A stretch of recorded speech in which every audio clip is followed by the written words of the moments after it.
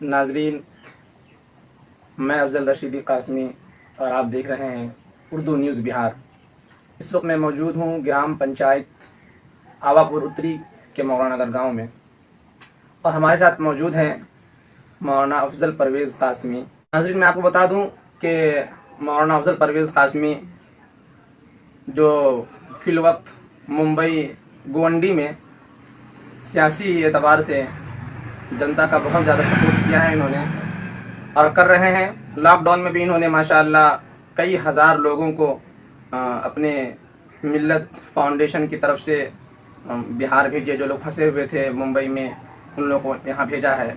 इसी एतबार से फिर वहाँ जनता पार्टी, समाजवादी पार्टी के मेरे अब्बासी आज़मी उनके प्लेटफार्म से भी मौलाना अफजल परवेज़ कासमी ने बहुत ज़्यादा काम किया है, और वहाँ अभी भी काम कर रहे हैं। लेकिन फिलवक्त मौलाना अभी अपने गांव में और अपने क्षेत्र में आकर मुखिया पद के उम्मीदवार हैं, और मौलाना ने ये निर्णय और ये फैसला क्यों लिया है, मौलाना खुद ही अपनी ज़बान से आपको बताएंगे। अस्सलाम वालेकुम रहमतुल्लाह। मैं यहाँ 1.5 साल से मुस्तकिल यहाँ पर रह रहा हूँ अपने गांव के अंदर, और इससे पहले हम मुंबई के अंदर रह रहे थे। बल्कि 12 साल से हम अबू आसिम आज़मी साहब के साथ रह करके हमने उनके साथ काम किया है। समाजवादी प्लेटफॉर्म है ना, तो हमारी तालीम और हमारा कारोबार वगैरह सब चीज़ मुंबई में रहा, और वहाँ समाजवादी पार्टी मुंबई प्रदेश का मैं सेक्रेटरी भी हूँ। और अबू आसिम आज़मी साहब के साथ रह करके हमने वहाँ अपने बिहार के लोगों के लिए और उसके अलावा अदर स्टेट के लिए भी जब भी कोई भी काम आए, तकाज़े आए, उसको हमने पूरा करने की कोशिश की और की भी। अल्लाह पाक ने लिया भी हमसे। लेकिन अभी इस लॉकडाउन में हमने अपने गांव के हालात को देखा कि यहाँ की मुखिया ने क्या किया इस गांव के लिए, यहाँ की विधायक ने क्या किया। जब इन लोगों का कुछ काम हमें नज़र नहीं आया, सामने नहीं आया, तो हमारे कुछ दोस्त अहबाब, बल्कि लॉकडाउन में जो वहाँ जो लोग प्रवासी फंसे हुए थे मुंबई के अंदर, बिहार के, यूपी के, हमारे गांव के, तो बिहार के हमने 1350 लोगों को हमने भेजने का काम किया। और हमारे गांव के भी 47-48 आदमी को हमने एक साथ एक ट्रेन के अंदर बिठा करके भेजा। और जब भी जो भी तकाज़े आए, जो बम्बई के अंदर थे, उनके साथ जो भी हालात आए, खाने की परेशानी थी, कच्चे राशन की तकलीफ़ थी, सब हमने उनके घर पर पहुंचाने का काम किया।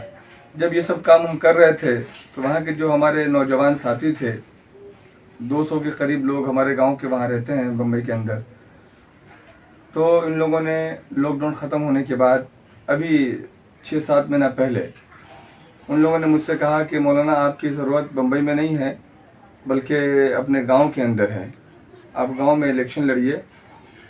तो मैंने सोचा कौन सा इलेक्शन लड़ना चाहिए, तो ये समझ में आया कि मुखिया जो है बहुत अहम ओहदा होता है और बहुत अच्छा ओहदा होता है।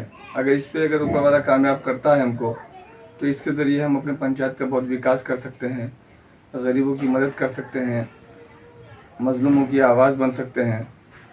तो हमारे साथियों ने, जो हमारे गांव के लोग थे, उन लोगों ने कहा कि मौलाना आप लड़ें, हम लोग हर एतबार से आपके साथ हैं।